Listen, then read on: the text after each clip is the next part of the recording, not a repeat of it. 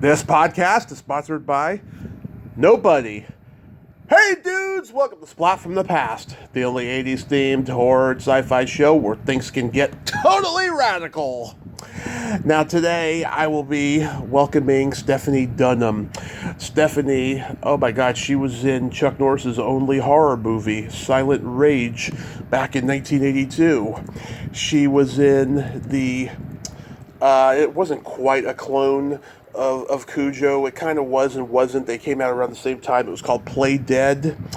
And she was on Dynasty, had a recurring role on that show. She was on Emerald Point and N.A.S., and she guest starred on so many great TV shows. Oh my God, Murder, She Wrote, Magnum P.I., Silk Stockings, the George Carlin Show, a lot of great stuff, and we're going to talk about a lot of that today, and I can't wait. I was so happy to find her on Facebook. I mean, she was like, you know, the curly-haired cutie back in the 80s and 90s, and I can't wait to have her on. We've been Facebook friends for almost a week or so, and it's been fantastic. She seems like such a great soul, and it's going to be a great conversation today. So yeah, here is my interview with Stephanie Dunnam. Hey Stephanie, welcome to the show. How are you today? Pretty good for a Monday. How about you? Same here. I can't tell you what a great honor this is. Thank you so much for taking the time today. Oh, no, listen, I'm very flattered that you would even ask me. I'm pretty under the radar these days, so it's really nice to think that somebody is thinking about my work, so thank you. Oh, my pleasure. So, going back in time, I was reading that you were a military brat growing up, and that's how acting began for you. What age did you start gravitating toward acting? Well, I didn't really grow up with my dad because my parents got divorced when I was quite young. My dad remarried pretty quickly, and my stepmother was really one of the kindest people in my life, so she always included me. But I had done talent shows. I used to sing a song to a record, in elementary school.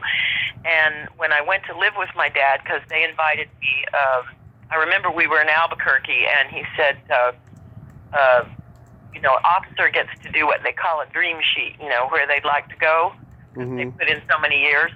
And he put in Norway and Japan, and he'd been in the Far East most of his career anyway, so we got Japan. But they invited me to come and live with them, which would never have happened if my stepmother wasn't, the kind of person she was.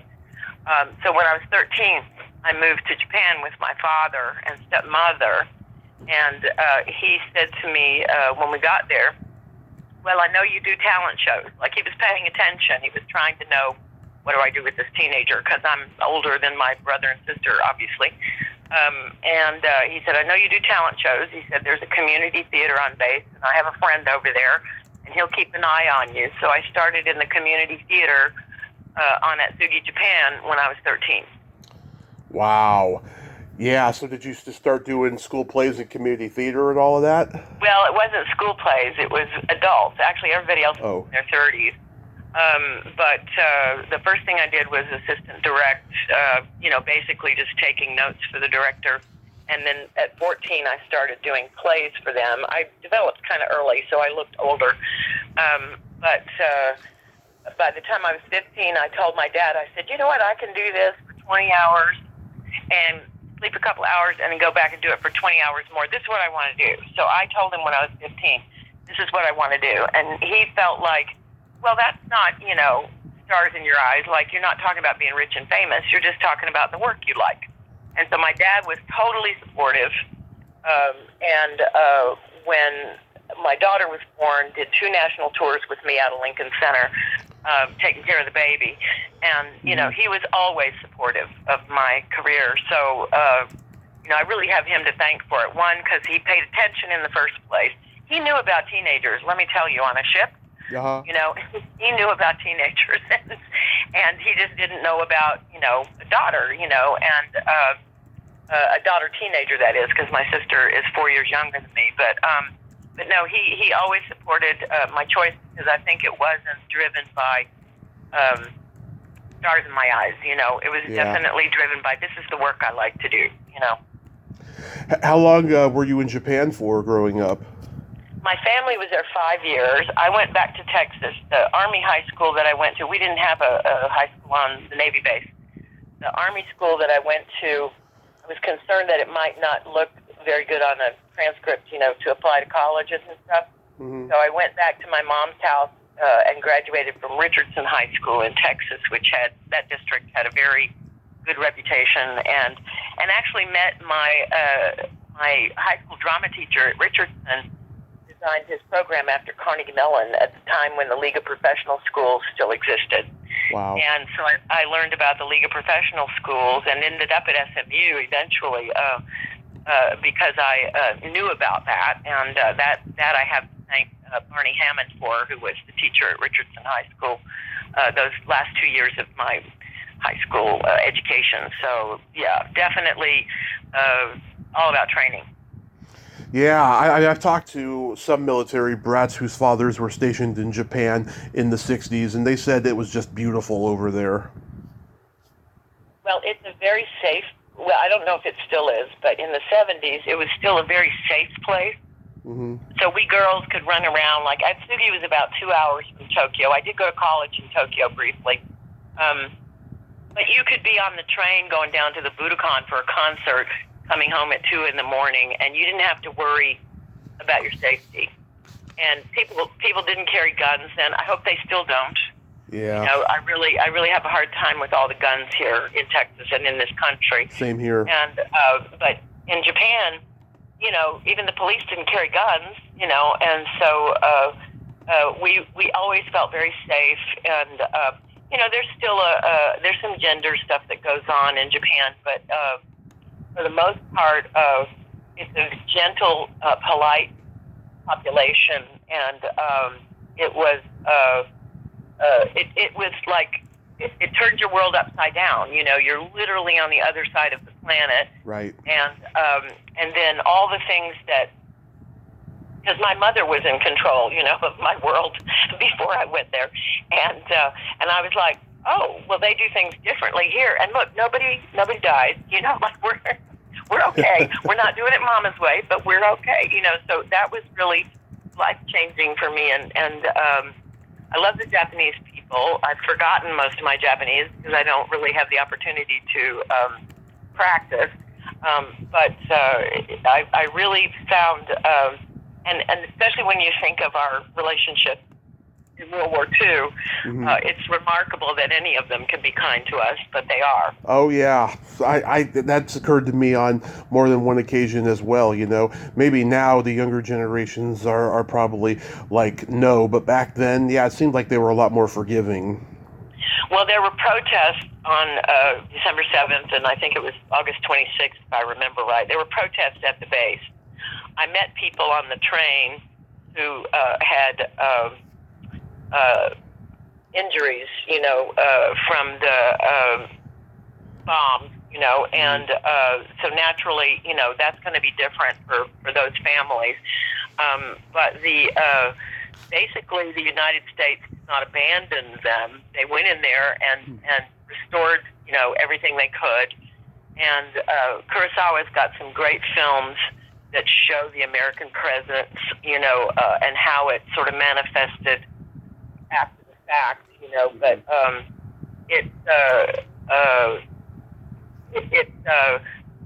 it's a sad legacy for all of us, you know, that we even had that war and that those things took place. But the like I said, I always found that Japanese people that I would meet on the train or whatever were grateful that I even attempted to speak Japanese. Their second language is English, so the kids, of course, are really good at it. The parents, not so much.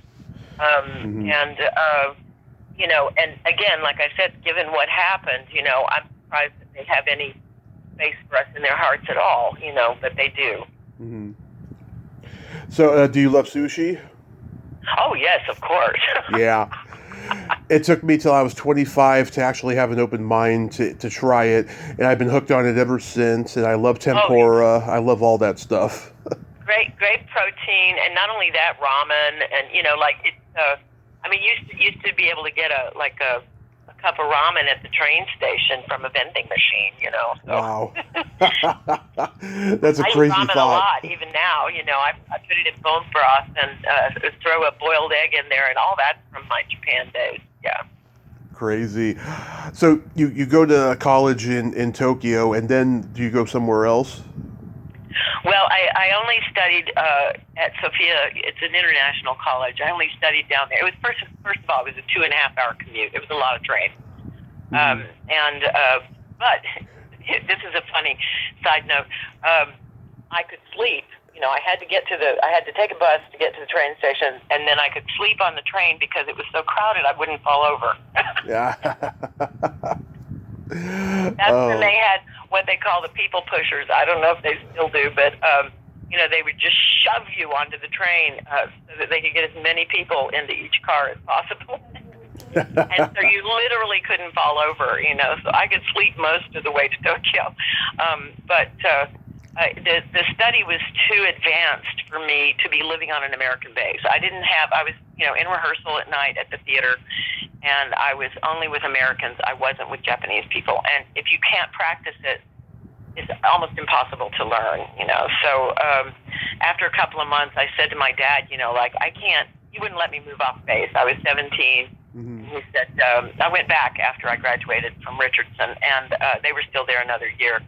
And I was back at the theater right away, but different group of people now, the way the military changes out. But I was like, I can't learn this because I'm never with Japanese people, And he was like, nope, you're not moving off base. I was like, okay, So I quit college. Actually, he sent me to a therapist. He wanted to make sure I wasn't a quitter, And the therapist said, I think your father will understand that this is the deal, Like you're absolutely right. Like, how can you learn it if you're not immersed? Right. And he wouldn't let me move off the base. So I did study it again. I was at Santa Monica College, and after I finished my little degree in graphic design, I took, because it's 5 units for a language course at Santa Monica College, and it's a lot of work. Mm-hmm. I did take another semester of Japanese and basically just brushed up on what I already knew, but I had forgotten it because I hadn't been there in so long, So I can't say that I know Japanese, but I recognize a lot of it. So. Yeah. So you were at Santa Monica. Were you studying acting out there with anybody? I did study with Milton Katselas. He was a very well-known teacher. Yep. I studied with him about 7 years on and off. I was on tour sometimes, but then I would always go back to class. Jeffrey Tambor was his backup teacher. Yes, I've talked to many of his students, Lisa Pescia, Sandra Curry. Oh, yeah. Lisa's a friend, and Beth Grant studied with him before me, and Claire Wren studied before me. And, Milton was so precise. He was so, his direction was so exact that nobody could match him.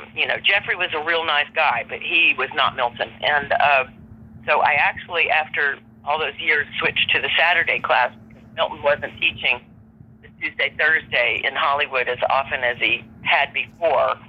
And after 25 years, he would tell us he was a little burned out. He goes, you don't want me here if I'm burned out, But switched to the Saturday class so I could still have him, because his direction was just so meticulous, that I every critique I learned something. And I'm still trying to learn the things that he gave me in critiques, because you don't learn it once, you have to keep, you kind of have to keep after it, which is the interesting thing about acting study, is that there's a lot to recreating a human life.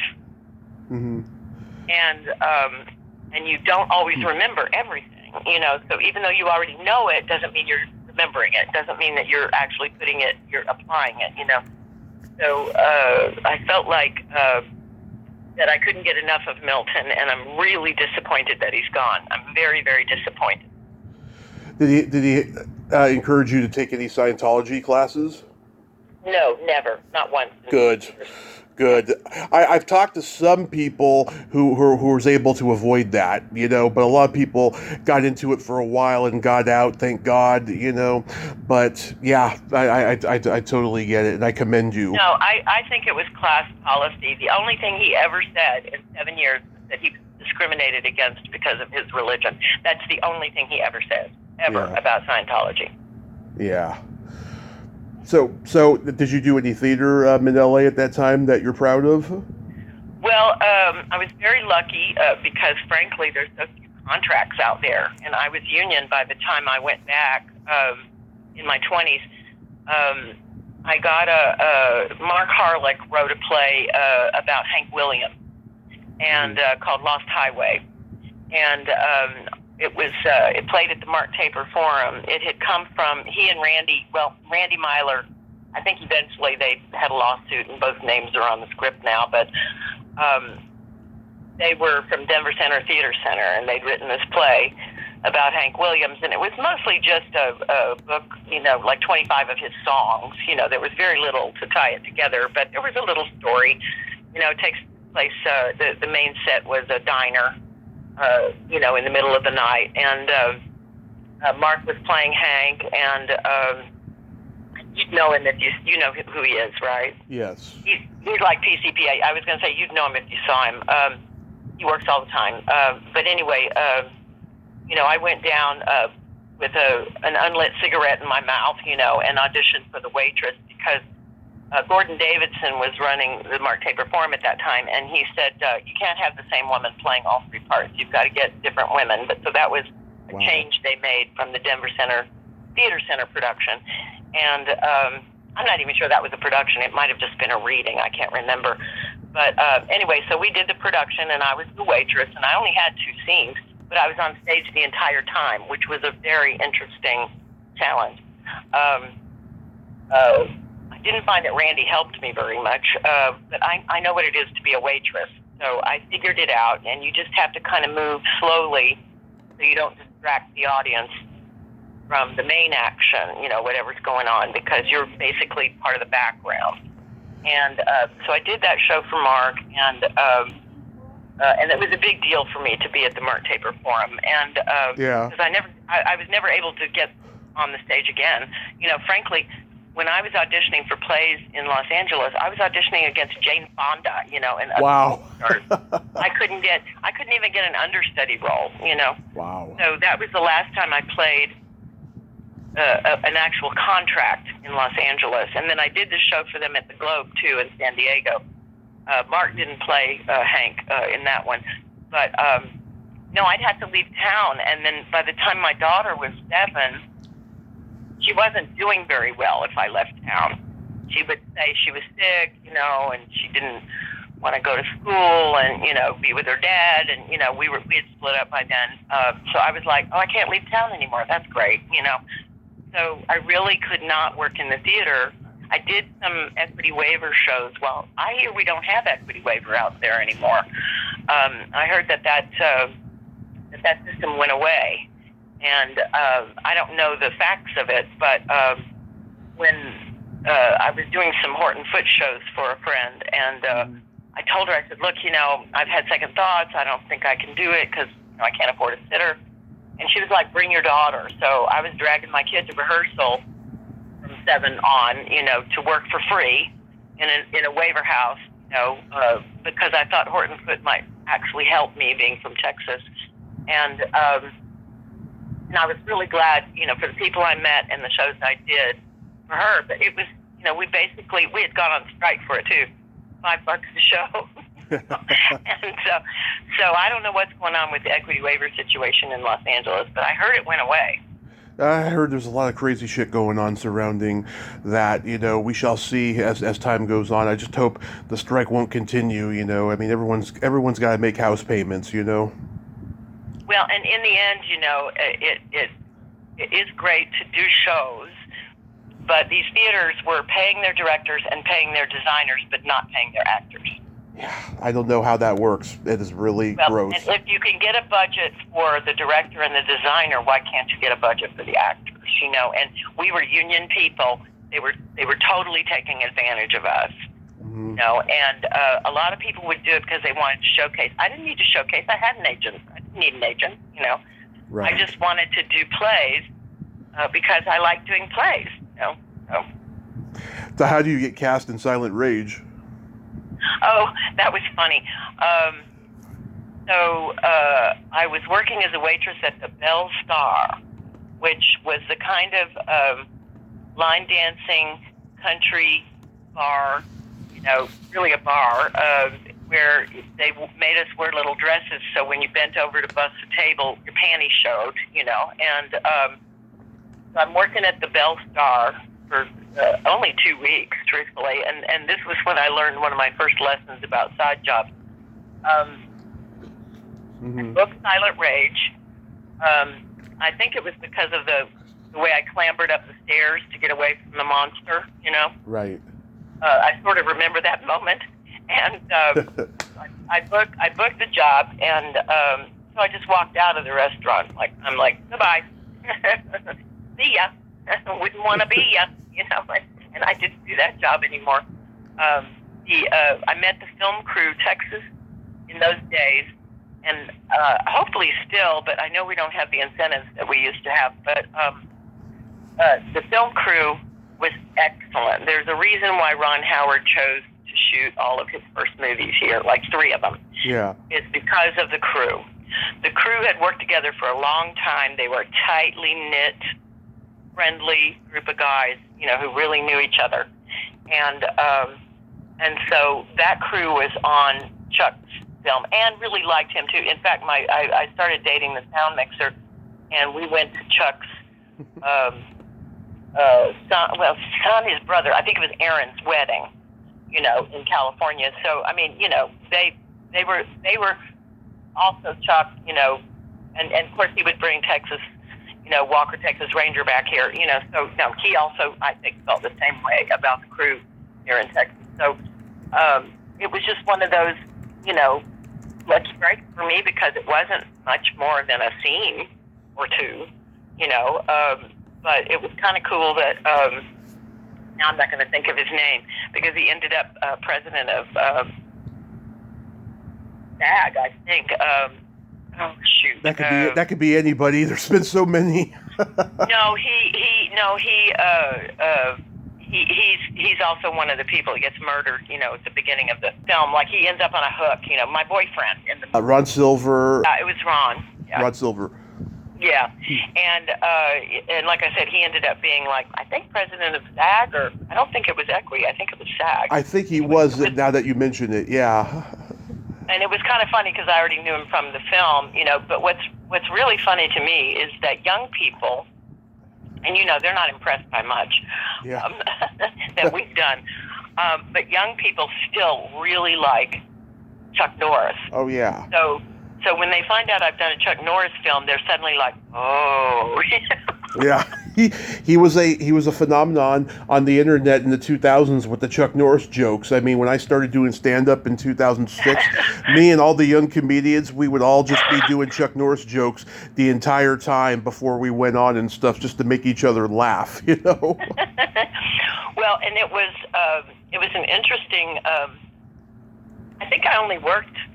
I might have done 4 days, something like that, you know, to get everything done, because, you know, I had to do the bit in the closet, and I had to pull the car up, and I was painting a picture, and, you know, so I think I might have worked on it 4 days, but I was going out to visit. Yeah. Which was okay. Everybody was okay with that, you know, so I was on set more than that. I just wasn't working all the time. And I didn't know how to drive because I learned on the left in Japan. Mm-hmm. And so I hadn't really, that was the reason I went back to Texas in my 20s, was to get my license, because I was afraid to try to do it in Los Angeles. Everybody's so aggressive out there. And so I thought, well, I'll go back to Texas, and I'll, you know, it turned out my little brother, who's like 9 years younger than me, is the one who taught me, because he's the only one who wouldn't make fun of me that I didn't know how to drive. But, you know, it's weird when you change sides of the road. It's very weird. And I wasn't driving in Japan anyway. I was on the trains, you know. So so I had to pull up to a sandbag They put a sandbag down for me because I had to pull that car up in front of the house to get out of it. And, and I was like nervous, like scared, to drive the car. And that's when, probably the sound mixer, because like I said, I ended up dating him for about a year after that movie. But, he said, "Oh, Kevin Bacon doesn't know how to drive either, because Kevin lives in New York, and so he's never learned to drive either, But I just thought that was really funny, and it made me feel better. I thought I really should have gone to New York. It's just that L.A. sort of, fell into my lap. It wasn't something that I went after. L.A. is not my cup of tea, Yeah. But that's where the opportunities, happen, and a lot of it had to do with what was going on in Texas in the '80s. Yeah. And yeah, I mean, this was Chuck Norris's only horror movie, I mean, he was starting to ride high, excuse me, post martial arts career, and he really opened the door for Stallone and Schwarzenegger to be action stars, Well, and he had his whole team, like his brother Aaron was one of them, but he had his whole team of guys. If you look closely at the film, it's all the same guys over and over again, Right. like they know what they're doing. Or I should say they knew, because it was a while ago. But they had their routines down. They knew what they were doing, and there was never any extra time on set for them to be ready. Like they just already were working out together, and already, I think they did like a warm up every day. Like I think they were totally a really tight crew, for all the fights and stuff. And the movie is a little repetitious. I watched it with a friend many years ago, and it's very scary in the beginning, and I was really pleased that they pulled that off. But then after that, it's sort of repetitious, and nothing new really comes up, And you got to know this guy, Brian, who played the monster, had a guitar on set and would sit and play folk songs, like when he wasn't shooting. Like he was the nicest guy, So and that's one of the things I really love about what we do, because it is pretend, and it is celebrating each other's creativity, and it isn't. I don't feel like it's competitive. Like I feel like I would never do well in sports and things like that because it's competitive. Mm-hmm. But and acting, sometimes people can be competitive, but it generally isn't like that. It's generally like we're a company. What can we pull off together? Like how can we do this together? And that's what I really like about it. Absolutely. How does Play Dead come to you? Oh, well, so that happened because of the sound mixer that I was dating. I'll just tell you his name because I might as well. Bob Walls was the sound mixer on Silent Rage. Mm-hmm. And like I said, we dated for about a year. And he knew the couple, I want to say Francis and Peter Whitman. I don't know if that's quite right. I think that's right. Anyway, they were a husband and wife couple who did commercials in the Dallas area. Mm-hmm. And so this was their first film. And it was originally called Killer Poodle when I auditioned for it. It's a Rottweiler. Right? Well, and what happened is they couldn't find a poodle that could do the tricks. Like the dog has to do certain tricks, like drop certain things in the bathtub and, things like that to kill people, right? So they couldn't find a poodle who could do the tricks, so they had a contest with the crew to name the film, and so someone on the crew, I don't remember who, but someone on the crew named the film Play Dead, and but Greta, it was called, while we were working on it, it was called Greta because she was one of the dogs, and one of her daughters. We had two, in case one gets tired or isn't cooperating or whatever, and so we had the two girls playing the Rottweilers who could do the tricks, Mm-hmm. And I think it was Peter and Francis. I think they're both gone, if I'm not mistaken. Anyway, we shot in their house, and but Bob got me that job because he told them, I just worked with her on Silent Rage, and she's really good. You should hire her, and so I got the job. And I think it was because he spoke up for me, So Oh. and sometimes it's who you know. And I got that job, and it was really kind of funny because, of course, I grew up watching The Addams Family, you know, and so there's Yvonne DiCarlo, you know, and I know her, you know, beauteous, you know, film career, like before she was the mother of Addams Family, but anyway, it was a bizarre experience because, again, only my second film, and it was right after Silent Rage.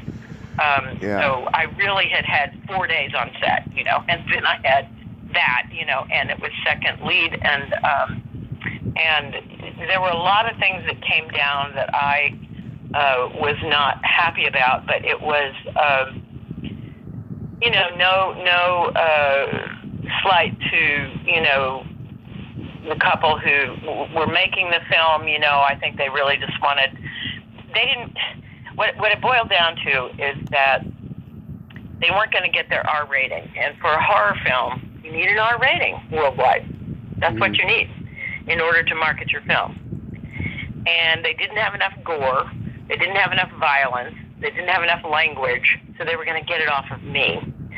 And I threw a fit because, and wardrobe was almost in tears because we had already, you know, looked at costumes like a slip or something for some lovemaking scene wouldn't show anything, you know, of me really, just lace on my thigh or something. Yeah. And but they were going to get it off of me, and you know, and I couldn't get an answer out of them. They're in their 40s, you know, and I'm sitting there like 21 or 2, you know, and I said, well, what do you want? What are you going to, you know, I'm like giving them a spread eagle. You want that? Is that what you want? You know, like I was so bad because I couldn't find out what they were planning, you know, and I know they were horrified, you know, because I don't think they ever intended me any harm, but they didn't have their R rating, and that's what they needed to market the film. And so what happened is Kim Dawson, being the professional that she was, you know, and somebody else over. So that's not me in the shower. I had been learning the name of every crew member since I got to the house. Right. I thought they could only fit like 3 people in this bathroom, so that's not that bad, you know. And they had one of those cloudy, you know, shower doors where you can't really see anything, you know.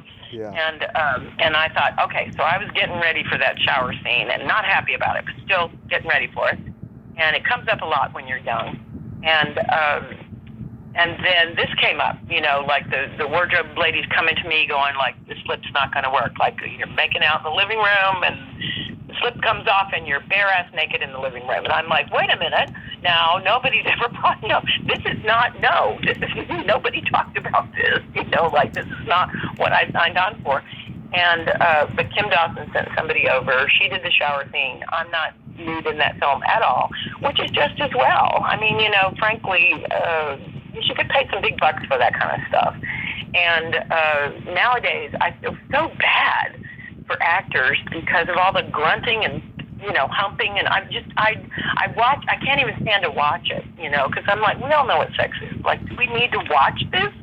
You know, and I've said something as much on Facebook, and then a whole bunch of men, like, you know, like, retaliated, you know, like, well, I don't like it. You know, I'm like, well, because it's soft porn, you know, like, I mean, that's on you, buddy. You know, like, you know, I know what sex is, and, you know, you can make the suggestion and move on, you know. Oh, sometimes it's important for the story, and I'm like, yeah, sometimes, but now it's in every single episode of every single show that's not a family show. Yeah. And I'm like, oh, really?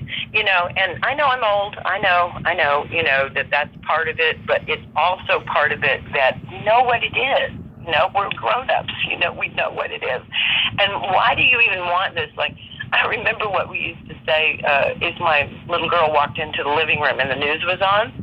Oh, that's not real, you know, and like we'd change a channel, you know, and you know, exempt her, you know, from the bloody war-torn things that were going on in the news, you know.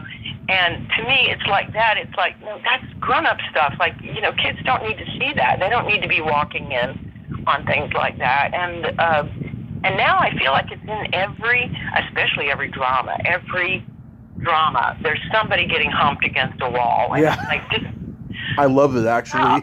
Stop.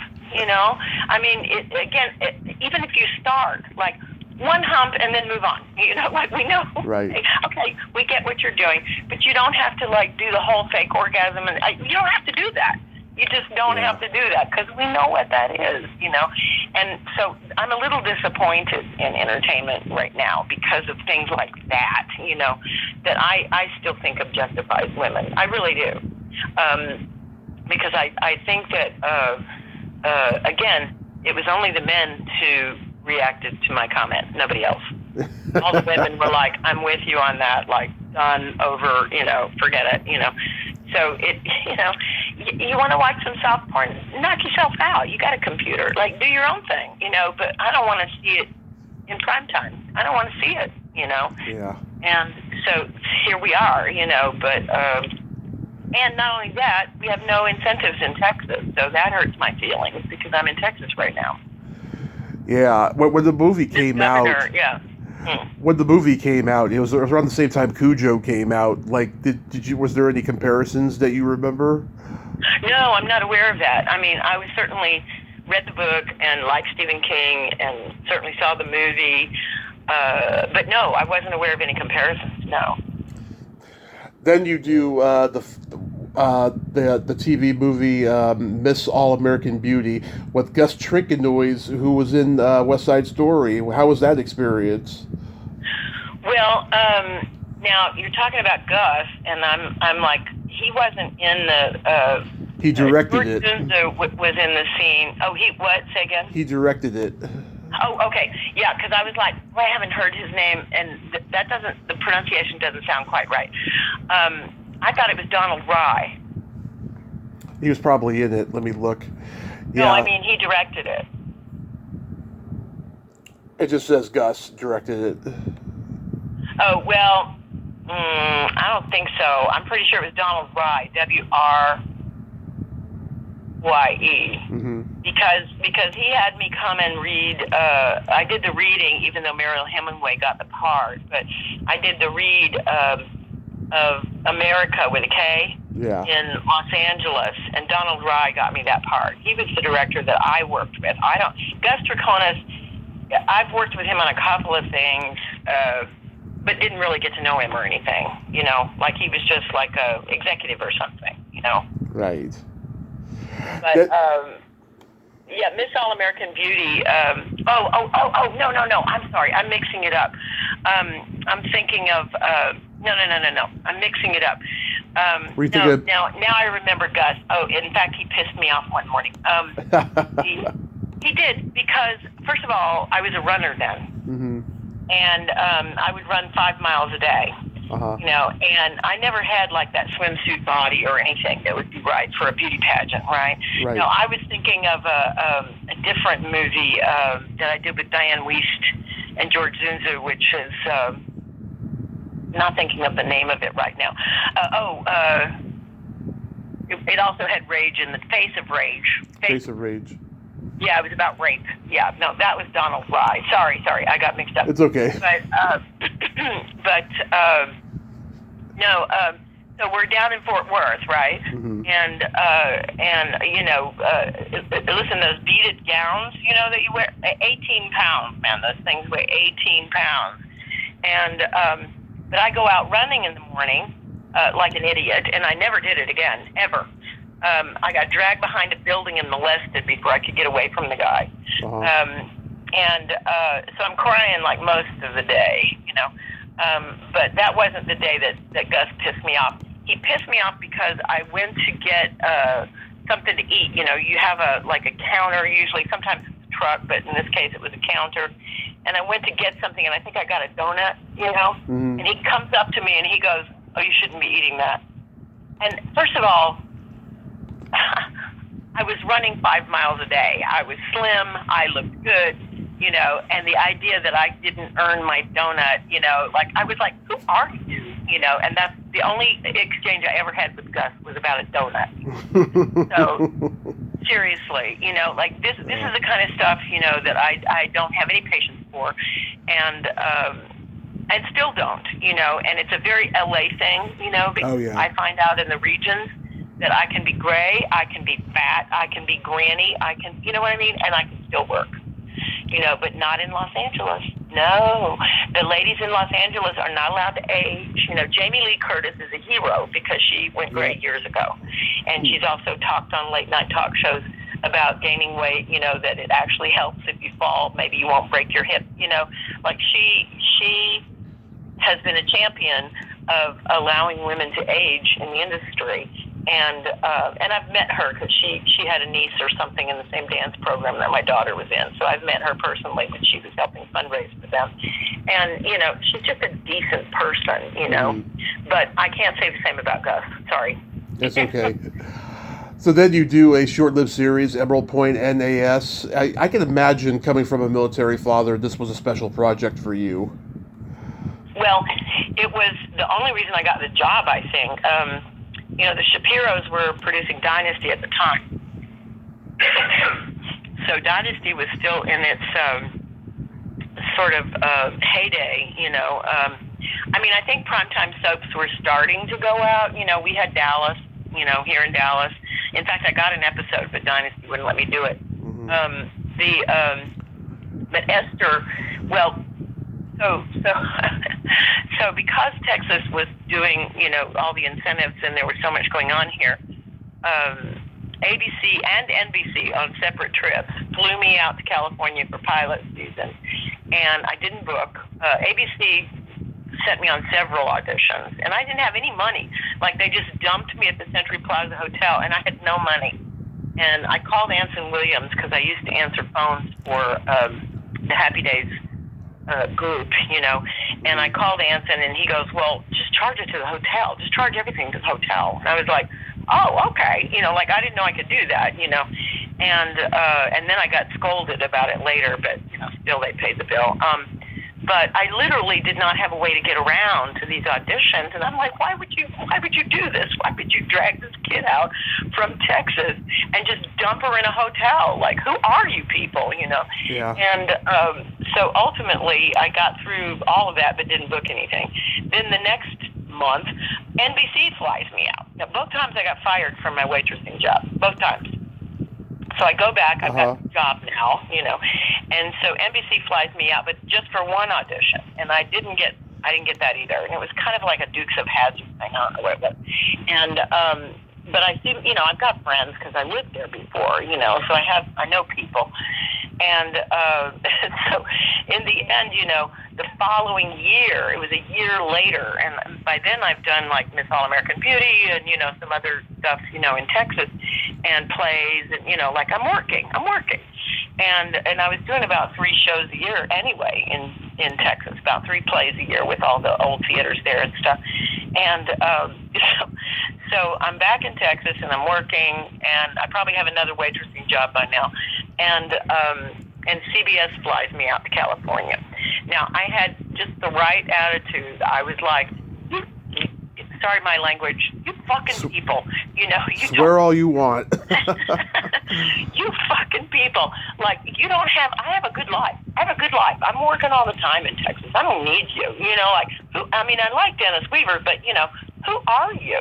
You know, you fly me out here, you treat me like shit, you know, and then you think you're offering me like the golden whatever, you know. And so that was my attitude. But Esther is a really nice woman, you know, and her thing was, you're really a Navy, you know, my dad wouldn't say brat, he would say junior. It's not, the Navy they don't say brat, they say junior. You're a Navy junior, he would always correct me. But you're a Navy, she was like, you're the real deal. And I think she thought she was discovering me, because I found out later that there were like 200 girls in LA who auditioned for that part. And if I had been in LA, I wouldn't have gotten the part. That's just the way it is, you know. I was in Texas, and so, you know, I was on this sort of frontier of, you know, like, I don't know, everything's happening in Texas, you know what? But it was Esther Shapiro. She's the reason I got the part, because the casting director for CBS didn't want me. I don't think anybody at CBS wanted me. I remember auditioning in like a gymnasium. It was so bizarre. And I was really like, you people, you know, like I had already lost 2 waitressing jobs to the network. And I was like, you don't care about any of us, you know. Yeah. I have a good life, you know. And the next thing I knew, we did the pilot. It was only a 20-minute in-house pilot. No one saw it except, you know, people in the industry. And, Dennis, I mean, my God, what a great guy. I mean, so Yeah. it's going to be picked up. There was no way it wasn't going to be picked up. Richard Dean Anderson, Susan Day, Sayla Ward, Jill St. John, Robert Loggia, Robert Vaughn. God, got a great cast. Michael Carvin, who I tried to get last year. Yeah, there's a lot of great actors in that cast. Oh, absolutely. And Sela was not in the pilot, but she replaced, because she's much more sort of, is it Vivian Lee in Gone with the Wind? They wanted somebody who looked like her. Yeah. Yeah, because Sela had only had, and she's a very dear person. She founded an orphanage in Mississippi with her money. Oh. Yeah, she's a very dear person. I wish we were in better communication, but I have to go through her website and stuff, and things like that make me tired. Oh, yeah. But she's a very dear person, and we were friendly. We did a few things together.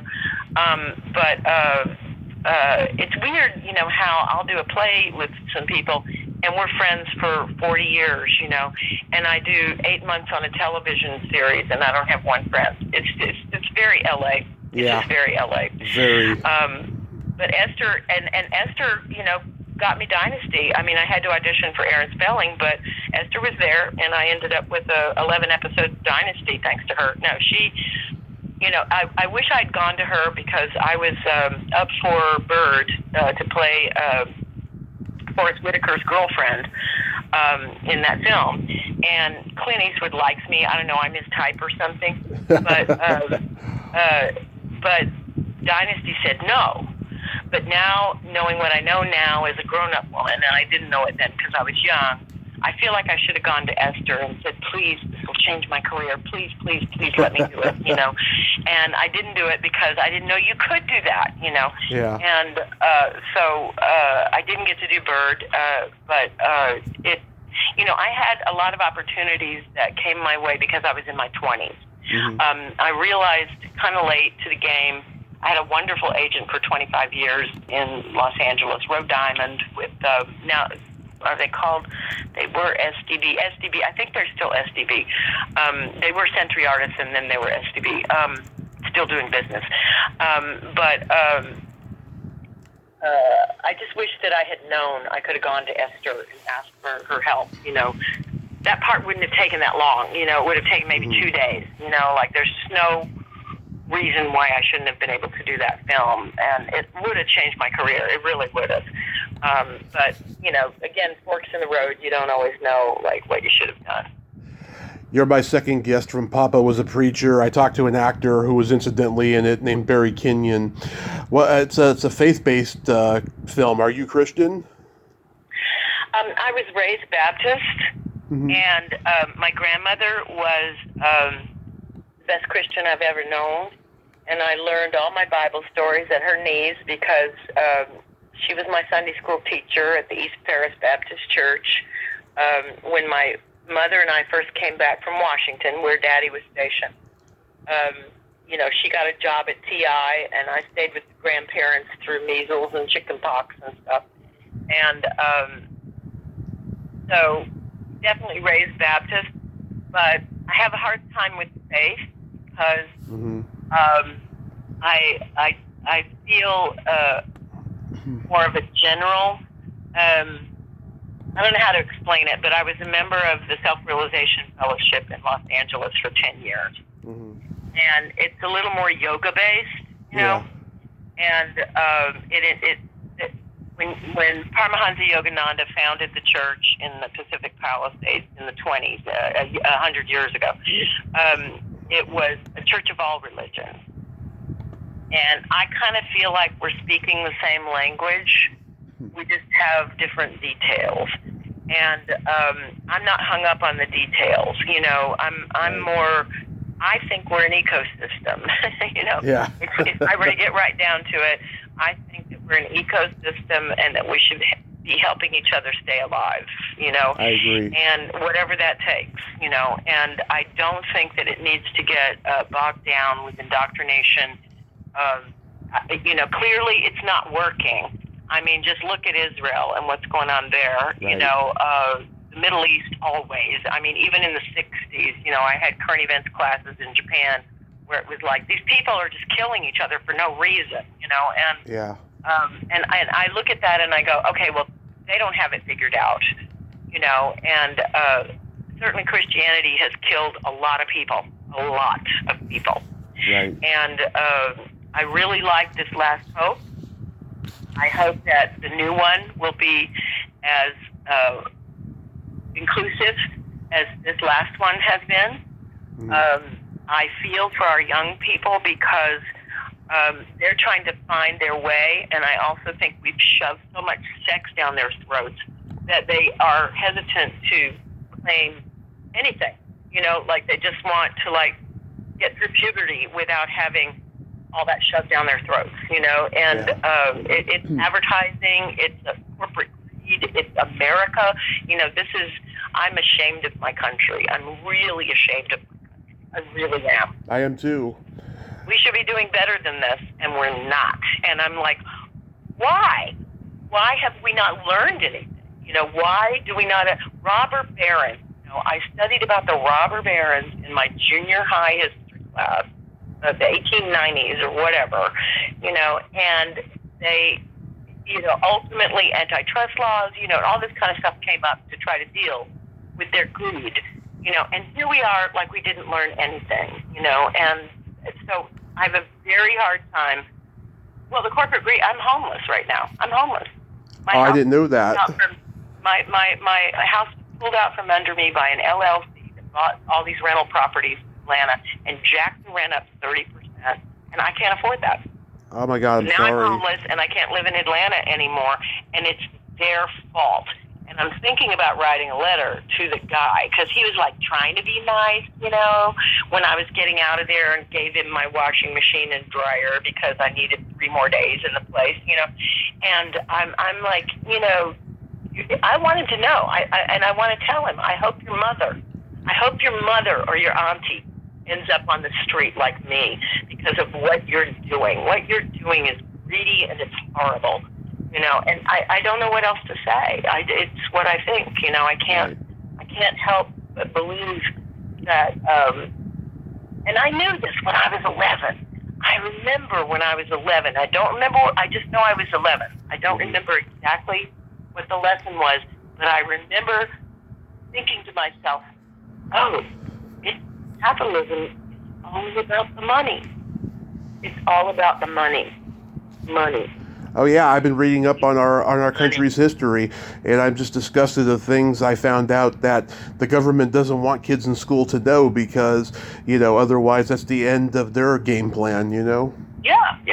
No, it's really, but I remember thinking that at 11, being so disillusioned, because here in Texas especially, I was being given so much propaganda about how wonderful we are. Texas is the best. The United States is the best. We're the best.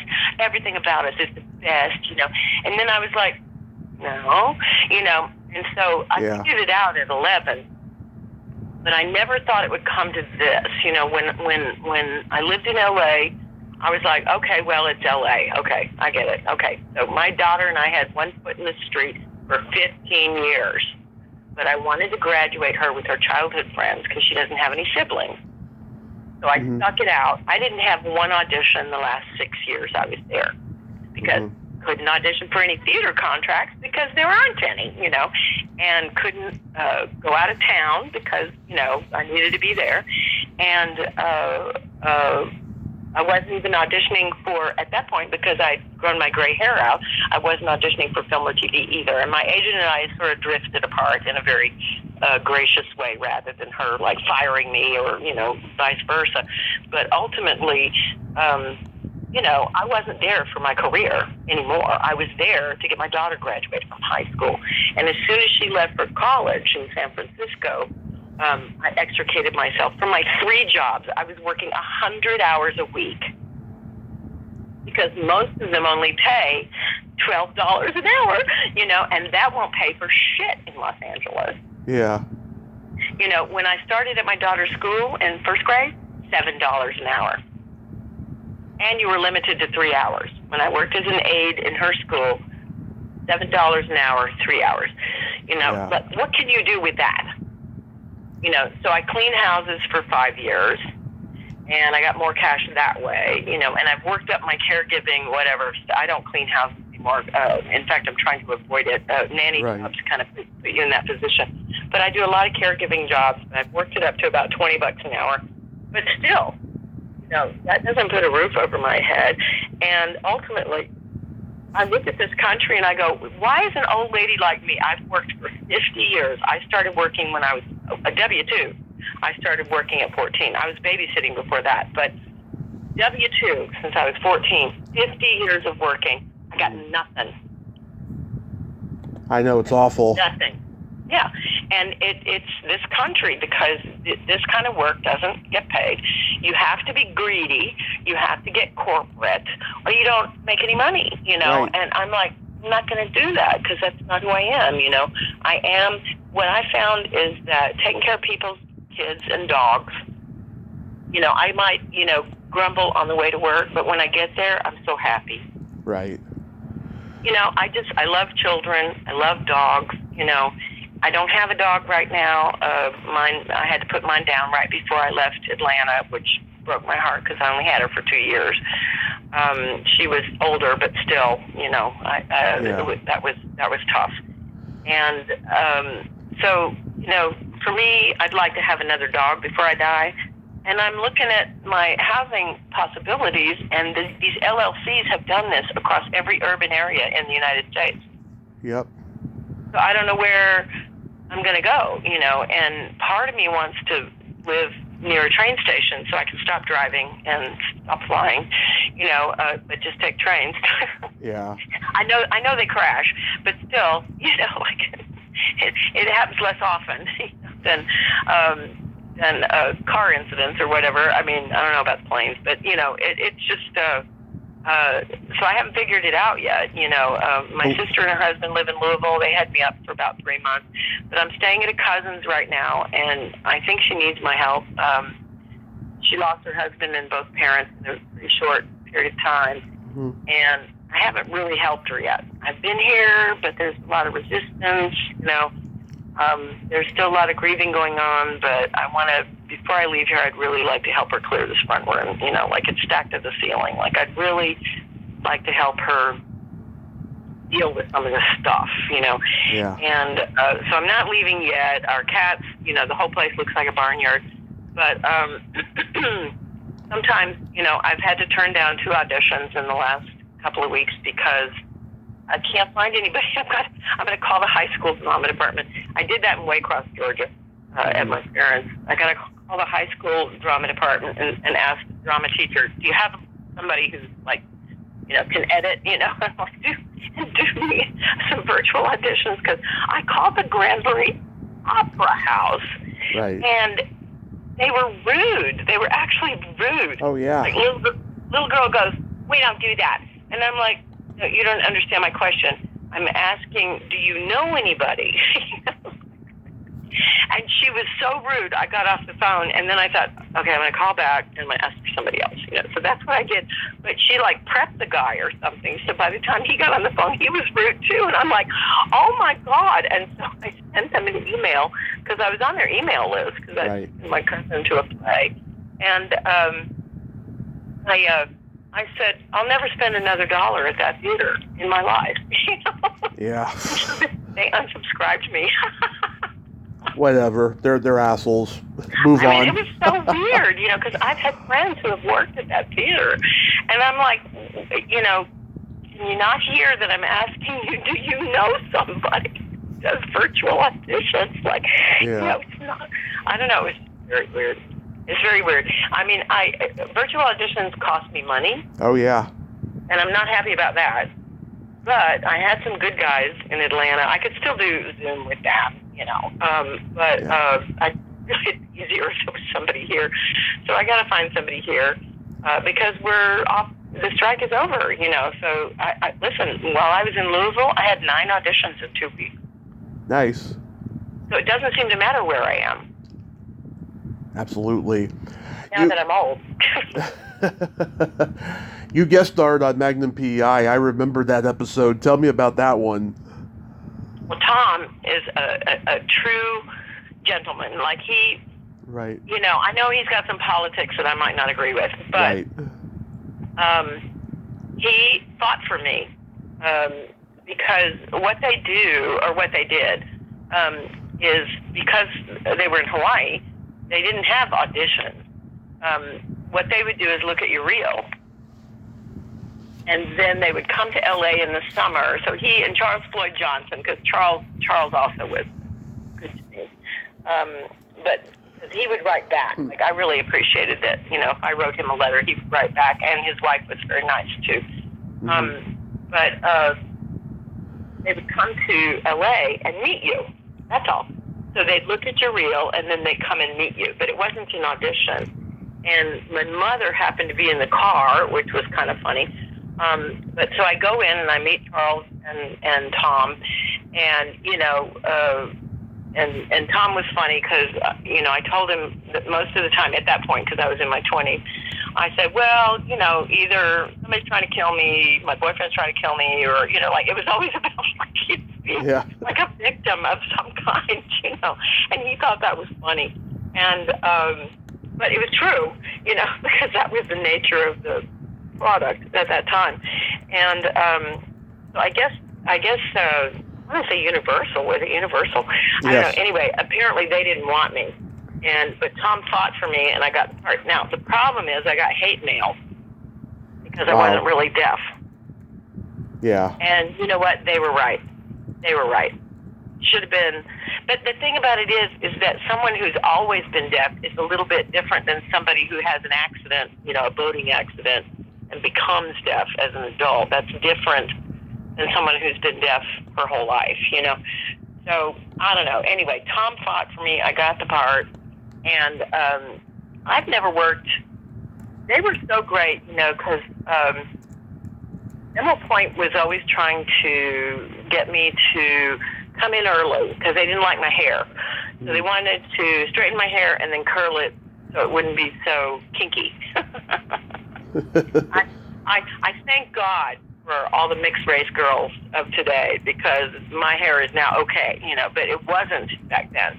And so they wanted me to come in at 5, you know, and get my hair like rolled and stuff, you know, but off the clock, you know. And I was like, no, you know, I mean, I'm already like 12 hours, you know, like I'm not doing anything off the clock, just so you know. And I think I had one of the girls, we were friends briefly, but, you know, who like coached me on that. Like, don't do that, ma'am. Once you do it, they'll expect you to do it all the time.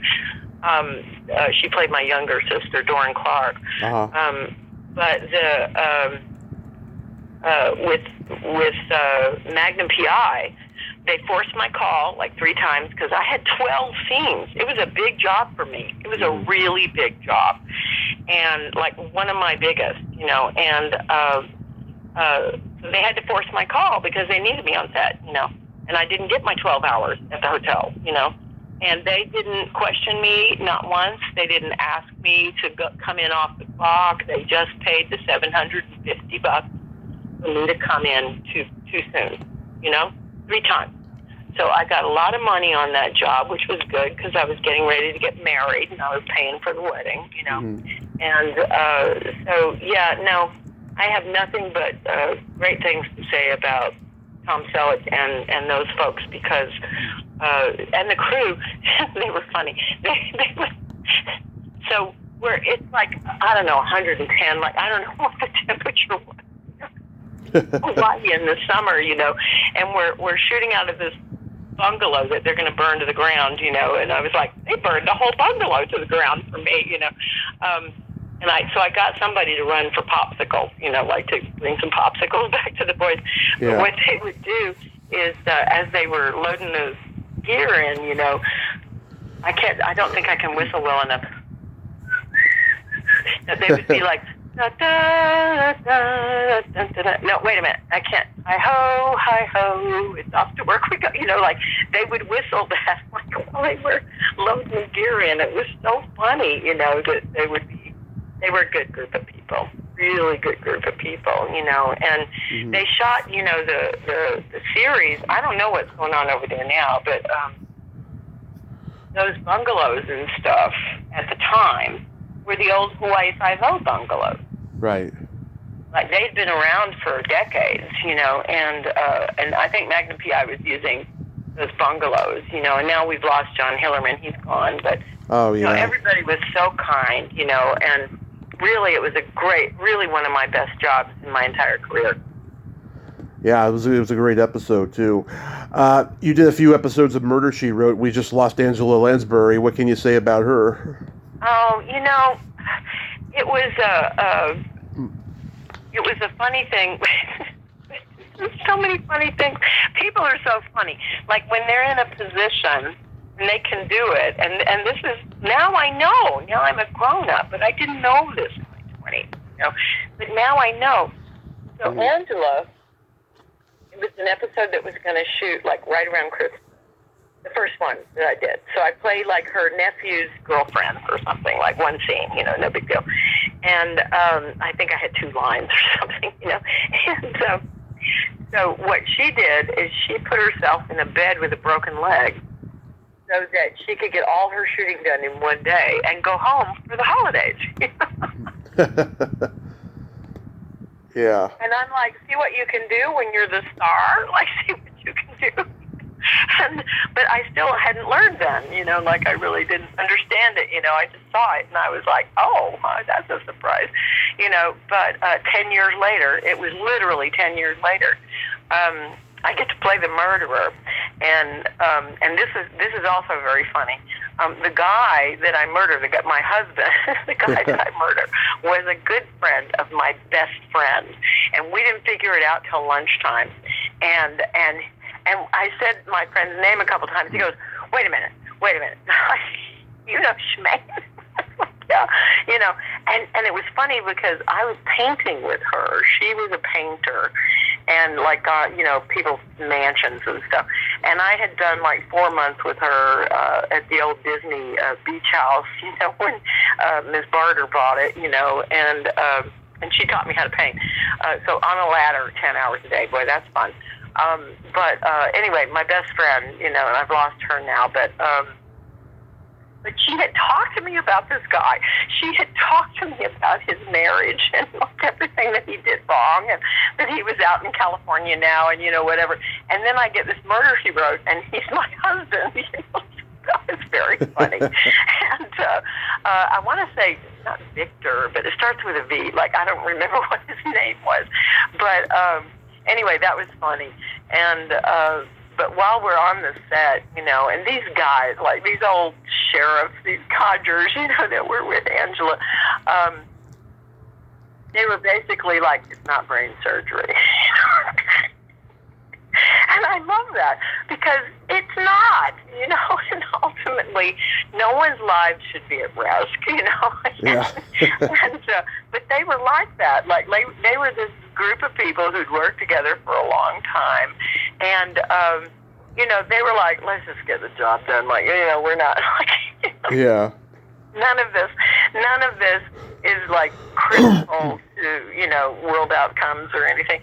And then I ran into her one day at the Staples in my neighborhood in Venice, you know, and I walked up to her and I said, you're not going to remember me, but I said, I've done a couple of episodes of Murder, She Wrote.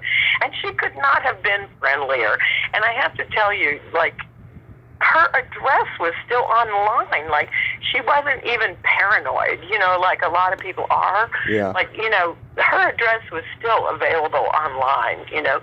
So I look at her as like one of the true blue, you know, I'm just part of the community people, you know, like she was kind, and she was, and I heard that she was, like, her last Broadway show or two, that she was wearing like the ear pieces, you know, so that they could feed her lines and stuff like that. And I'm like, you're in your 80s, man. You know, look at you. Like, how brave are you to be out there on a Broadway stage, you know, earplugs or not, you know, like, I mean, brave, you know, like, I think it was even, oh, hold on just a second. Hey. Oh, I'm on my interview. Yeah. Yeah, okay. That's my cousin checking on me. Mm-hmm. You know, I feel like the world got more paranoid. Right. You know, in our lifetimes. But Angela didn't buy into it, like she was just herself, with her address online, and doing her show every week, and those old guys were so funny. They really were funny. It's not brain surgery.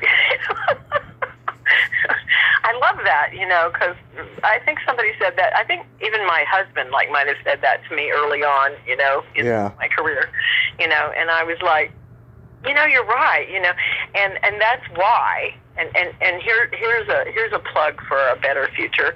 We don't need real guns on set, okay? That is ridiculous. We have the post that we don't need. We don't need people dying on set because we've got real guns on set. We don't need that. Mm-hmm. And this director of photography who was killed, never mind, wasn't it Brandon? I don't remember the name, but I know who you're talking about. I think it was Brandon Lee. Yeah, he was a friend of one of my friends. Oh, I thought you were talking about the Alec Baldwin incident. Sorry. Yeah, no, I am talking about the Alec Baldwin incident because there's been another one. It was a woman. It was a woman who got shot. Yeah, no reason for that. No reason. It's not supposed. Our job is not supposed to kill people.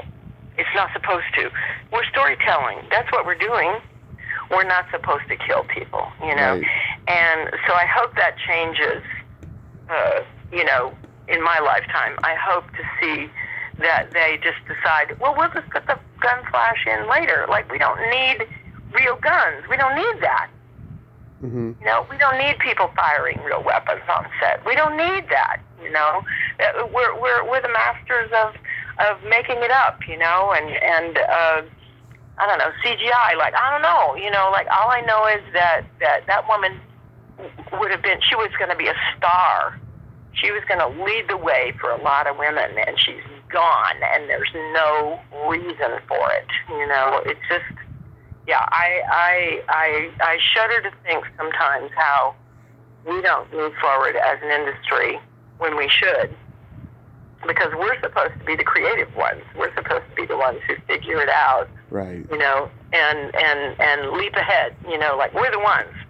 Who else is corporate America going to do that? No, because they only care about lining their own pockets. They don't care about leaping ahead except if it profits them. They don't care about us as a community. But our industry, I think, does care about us as a community.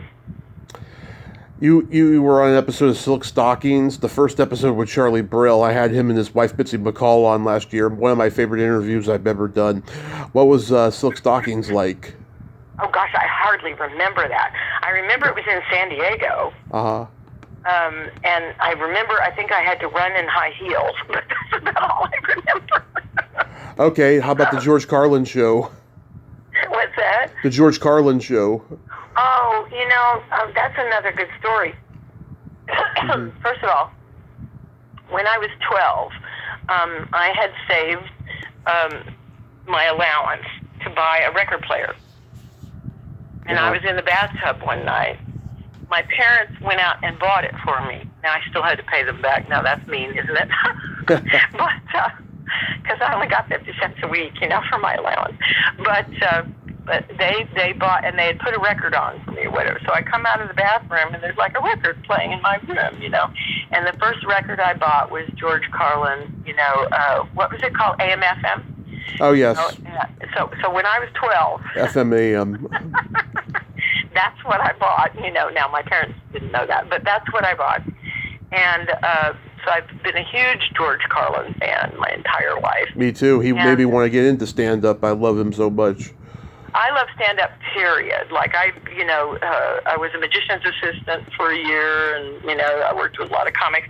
But George Carlin was my first, and 12. I mean, I don't even know how, but still. I think it was about the 7 words you can't say on the radio. I really think it was that bit that made me buy the album. But that was my first album that I ever bought. And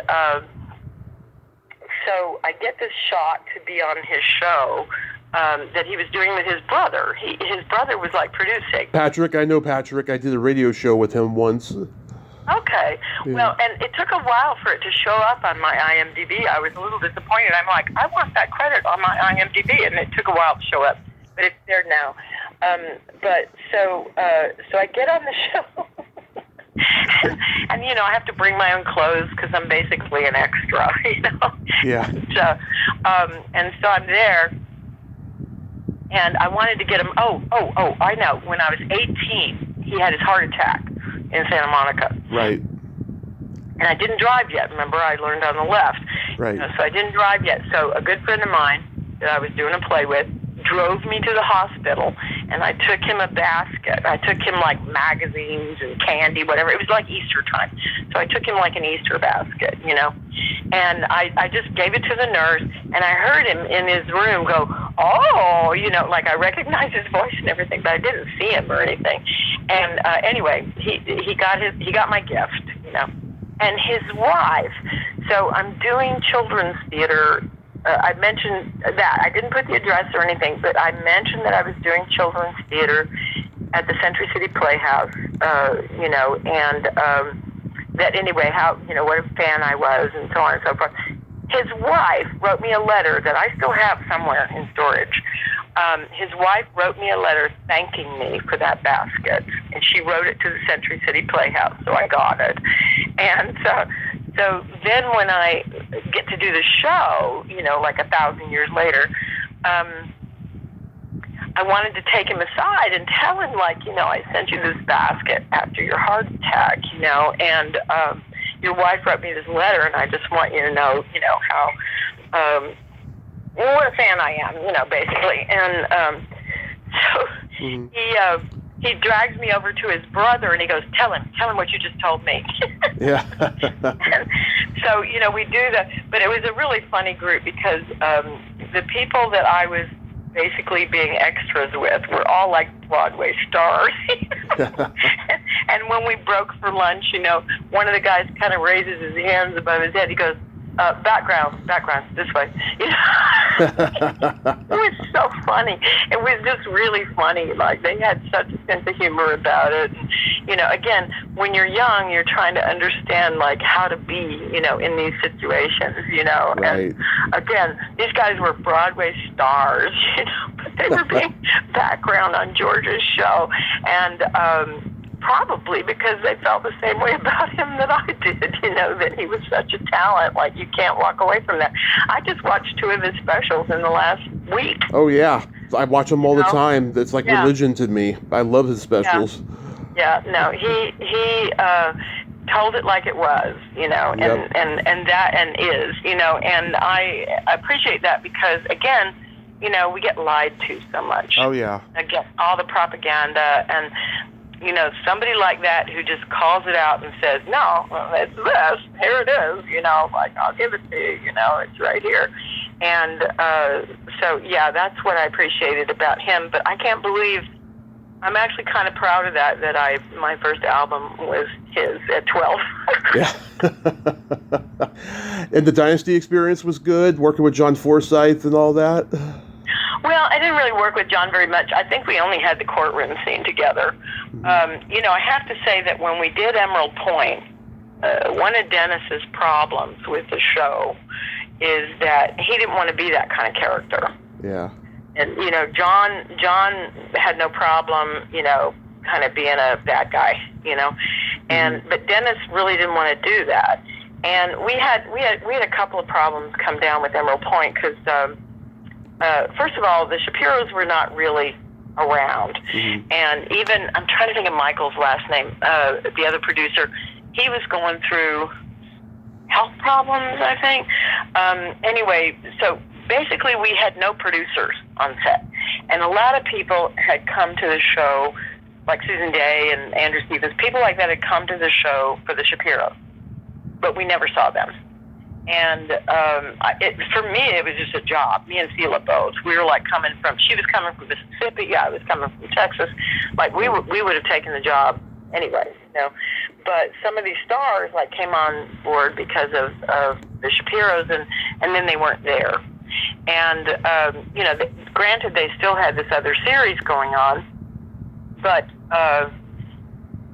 and like I said, I think there was a sort of a fading. It wasn't quite happening yet, but, the primetime soap was beginning to lose steam, and ultimately, Michael, what was his last name? Anyway, I think by the time I got to Dynasty, none of that stuff mattered. It was just a job for me, and I mostly worked with the actors who, Leanne Hunley and I can't remember the guy. Michael Nader? I don't remember, because I don't think I had much work with him, but mostly it was with Leanne. She was very kind. But I didn't really have much interaction with the others, except that, like, the day in court, Right. And I know the director wasn't happy with me that day. He's like, I do these kinds of scenes all the time, and, you need to be like this, you need to be like that. And, because I was kind of feeling it, like, differently, and, but he wasn't going to have any of it, whatever. It's not the only time I've had that problem. Even another scene, in that, because I did 11 episodes, I think, when I'm looking for the baby in the nursery, dubbed my voice in multiple times, like, where's the baby, I was like, no, you just look, like, you don't have to say it like 8 times, like, and it wasn't that bad, I'm just exaggerating, but, it was like, people superimpose things on you when you're working in an editable, commodity, and, they'll like change what you said, or they'll, add it again, and anyway, I thought that was weird, and I really felt like I know what it is to be a mother at that point, and I was just like going from crib to crib, like, where's my baby? But I didn't say, where's my baby, multiple times, but they did it. They edited. So, I can't say that it was a great job, but I still appreciate that Esther, she's the reason I got it, and, and it helped pay for a whole bunch of stuff, so I'm not unhappy, that I got to do it. It's just that, now I forget I wish I could remember which actress it was. I can't remember. But we were all, there were like 5 of us, like Knots Landing, Falcon Crest, Dynasty, Dallas didn't count because it was all the way back in Texas. But, there were like all these, primetime soaps, because it was popular in the 80s. Yeah. And one of the actresses, and she's somebody famous, but I just can't think of who it was, she said, well, if you say the line twice as fast, it only hurts half as long. I don't know what that means, but it sounds logical. True, the writing was so bad. And this is what happened to us, Emerald Point. We lost our writer, what I think is Dennis off. We lost our writer, our head writer. He quit. And so with him goes his Bible, and that's like the 6-year plan for the show. Right. So he quits, because he's pissed off. I don't know why, I didn't get the details. But he quits, and the Bible goes with him. So now we've got, like, interim writers, like, trying to make stuff up, and this is when you have alien visitations and things that were going on some of the other shows, and so we had no direction. And we were getting our sides at 11 o'clock at night with a 5 a.m. call. Nice. So I went to Dennis's trailer one day to run some lines with him with a scene, and he was so mad. He was so tired of that going on, And ultimately, even though I think that he also felt like he didn't want to get on board with premarital sex, he didn't like that. Yeah. And he didn't want to be a bad guy like John Forsythe was okay with, in Dynasty. He didn't want to be that kind of guy. He was a Navy admiral. You know what I mean? He wanted to be an honorable guy. Right. And between those ideas, that were, like heavily happening to the show, because basically we had no writer anymore, and also the getting those sides that late at night. I mean, I'm glad they delivered them to my door, but still, how am I supposed to learn that? Yeah. I went in one day. I had 3 scenes that day, and the director was, I forgot his name, but he was really kind. He was like, just, you got to calm down. Like, how am I supposed to learn this? How am I supposed to learn this when I got it at 11 o'clock last night? How am I supposed to know these scenes, And that was what was going on, We went forward because we lost our writer. We lost our head writer. And that's how the producers were not taking care of the show. And I think that's why we were canceled. Because I had people coming up to me in the supermarket, We had people watching, but we weren't functioning. We just were not functioning. So tell me about Broadway, because you've actually worked with some people I know on Broadway. Yeah. I didn't really get my Broadway debut. I still haven't had that, but I did understudy for about 10 weeks with Sisters Rosenzweig, and then I got the national tour. So they were going to give me a chance, but the show closed, and so I didn't get a chance to do it. But the same casting director is still at Lincoln Center. I asked somebody the other day, and Daniel's still there, and I'm like, I need that guy to give me a job. It's one of the things I can say about the theater community is that it gets smaller and smaller, obviously, because some of us are kicking the dust, but it really is a national community. Like, we know so many of the same people. Mm-hmm. And that's really cool. And I was just in New York a couple weeks ago for my SMU reunion. And some of them are still working, some of them are not. But it's still, again, the League of Professional Schools and Jack Clay, who ran the program at SMU, is still really a source of pride and accomplishment in a way, to have been a part of that. Even though I didn't graduate, I only went for a year because of the networks, flying me out and getting me fired from my waitressing jobs. But yeah. Yeah. Yeah, the Heidi Chronicles, you worked with Elaine Hausman, who I know, Rob Curtis Brown from Trading Places, Mimi Lieber. Yeah. That's a good cast. Yeah. And you replaced Amy Irving. Yeah, Rob, I don't think Rob really got along with Amy. He was really glad that I came on board. But Mark Harlick, I mentioned him to you with the Hank Williams show. He played Scoop in that show. Yeah. So Mark and I got to work together on the road for 5 months. We played 11 cities. And this is one of those things that young actors need to hear. So my folks, had ended up in Seattle when my dad retired from the Navy. And every time I went up there, I auditioned for the theaters. And I had auditioned for Dan Sullivan at Seattle Rep for 5 years. 5 years. Never got a show, but always auditioned when I was in town. And then he and Wendy Wasserstein came down to L.A. My baby was only a month old. I actually put on shoes for the first time to go to the audition. And I had to have a friend meet me in the lobby and hold her because I had to breastfeed her before we went back home. But I went in and auditioned for Wendy and Dan, and I got the Heidi Chronicles because Wendy was looking for someone who wasn't a star. She wanted her play to be the star, right. not the actress, And so I got to do the tour, but also I think because I had auditioned for Dan for 5 years, that he was like, yeah, she's fine,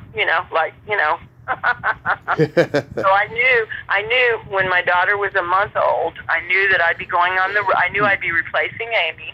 She didn't want to go on the road. Her baby was the same age. This is when she was getting her $98 million settlement from Steven Spielberg. But she didn't want to go on the road with her baby.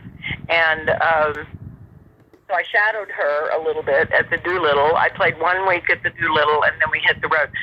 She was very kind. She gave me 2 dozen roses my first night. Oh. Yeah, she was very kind, and I look like her, like not so much now maybe, but when I was young I did, and I was definitely an Amy Irving, but it was a great experience. Biggest part of my career. That is so wonderful. Kennedy Center. We played the Kennedy Center. Yeah. Oh my God. That's the Royal Trinity there. Yeah. That's the Royal Trinity. Yeah, and you worked with Greg Malavy on The Sisters Rosenzweig. I love Greg. He's so awesome. Wait, say that name again. I didn't hear you. Greg Malavy. You worked with him on The Sisters Rosenzweig. Oh, no. The sweetheart. Yeah, love him. Sweetheart. Yeah. Love him. Caroline Aaron, who's been promising to come on forever. Yeah. Yeah. So, you mentioned all those auditions you had recently, and you hope you're going to get something pretty soon? Oh no, those are dead and gone. Okay. During the strike, but no, I just meant that it was kind of startling that I would be in Louisville and I could still audition from my Atlanta agent, and that there were so many, and then the strike, then SAG went on strike, so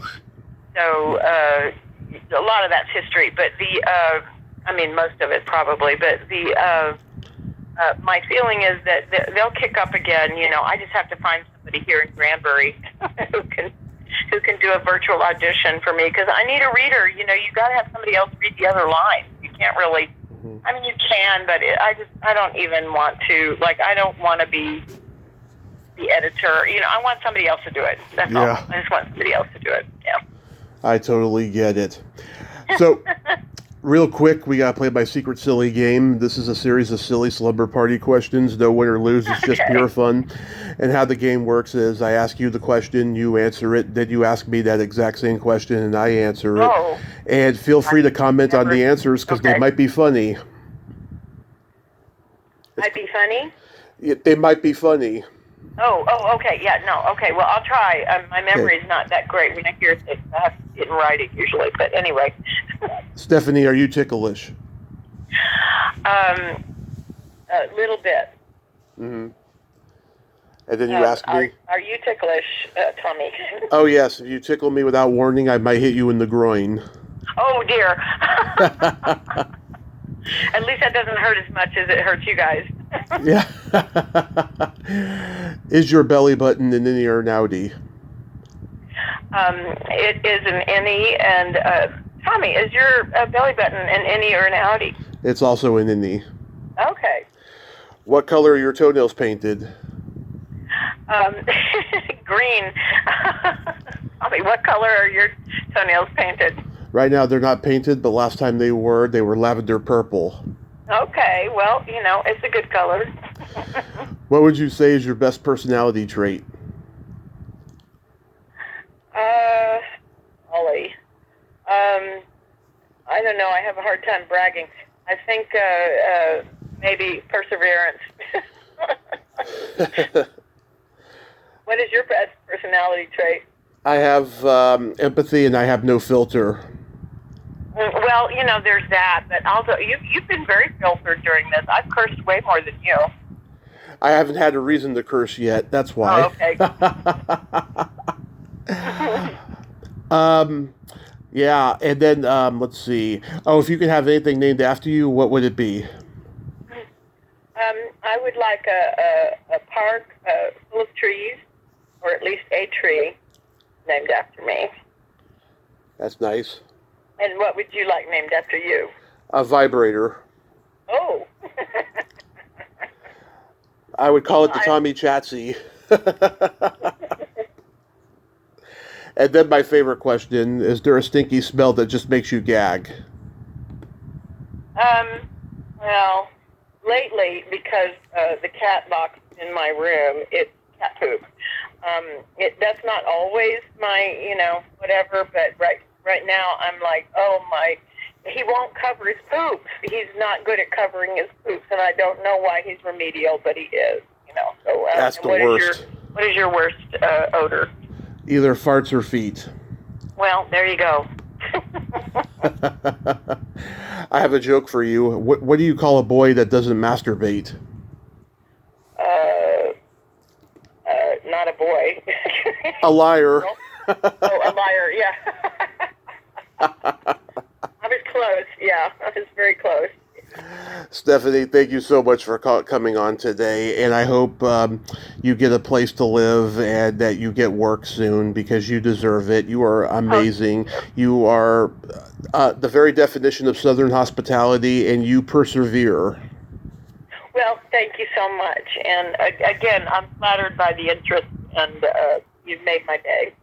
I'm so glad. I'm so glad. Have a happy holiday season and be safe out there.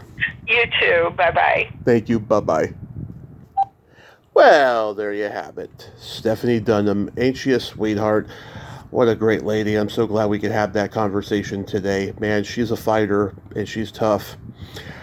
Well, until next time, this is Tommy Throwback Kovac saying there's no shame in living in the past because the present sucks. Later, dudes.